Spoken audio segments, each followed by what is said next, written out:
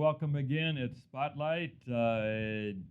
We tape them at different times. I've been gone a while, and we're back, and we're thrilled to be back in our little studio and connecting with you. I thank you for being an audience that we have for these. We've made a lot of them now. We may have to find a way to get them out farther and to more people.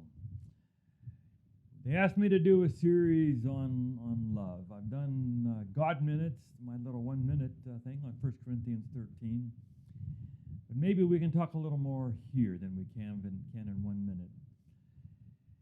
I fell in love with 1 Corinthians 13 again a few years ago. I won't give you a lot of the details, but just the outline of it.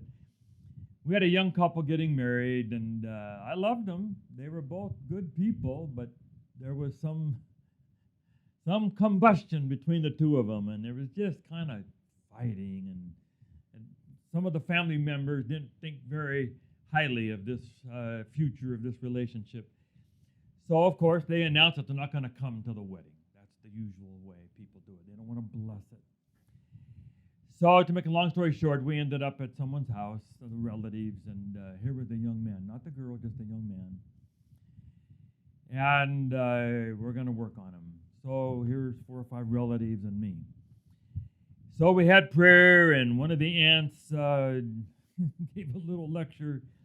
That didn't go over very good. They finally said, Pastor Dan, you want to say something? So I said a few things. That didn't go very far.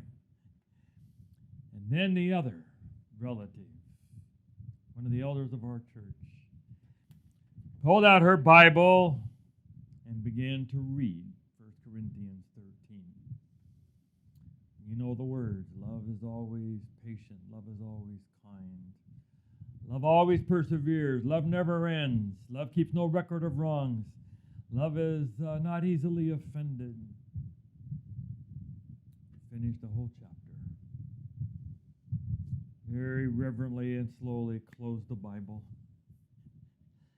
And then she looked at the young man and said, does that describe what your relationship is like? His heart was broken. His heart was not broken by my little lecture or the other aunt's lecture. His heart was broken by 1 Corinthians 13. It sets this amazing standard. There's 15 little phrases. Love is, love isn't, love is, love isn't. And you can have different translations, but we all know that this sets a standard far beyond what most of us are doing.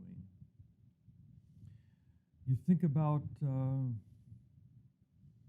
best people that you've been around. I've just spent 5 weeks in Europe. And you're in a car with people, sometimes 6 of us, who are crammed in there. And you got to go for a while like that. And not everything goes perfectly. And there are times when it's hot, and there are times when people don't get enough sleep. There are times when your patience is tried. And God still calls you to live a 1 Corinthians 13 life. How are you doing? To ask the aunt's question to you today. How are you doing with 1 Corinthians 13? Does that describe your relationship with your husband or wife, your kids, your parents, the neighbors, people at work, people at church, strangers? We interacted with a lot of strangers because you're going in and out of churches and museums and palaces and tour guides and other people on the boat with us and all the other thousands of people that we interacted with. Would they all say, yeah, those were great people. They were always kind. They were never rude. Love always perseveres. When they put that on your tombstone, they were a 1 Corinthians 13 kind of person. Anyway, that's what we're calling each other to, and I'm calling you to do. And could all our spotlight people be 1 Corinthians 13 kind of people? So let's begin phrase by phrase. We're not going to get to maybe all of them, but you can read it. And we pray for the gift of Jesus to come into us. These are things that cannot happen by ourselves. The human nature, we are going to go in the direction of power and control and anger and holding grudges and wanting to live for ourselves and wanting our own way without Jesus. You may try to do better just by social convention and wanting to not look like a jerk in front of people, but your heart is in another place and you'd really like to have control, be a certain way.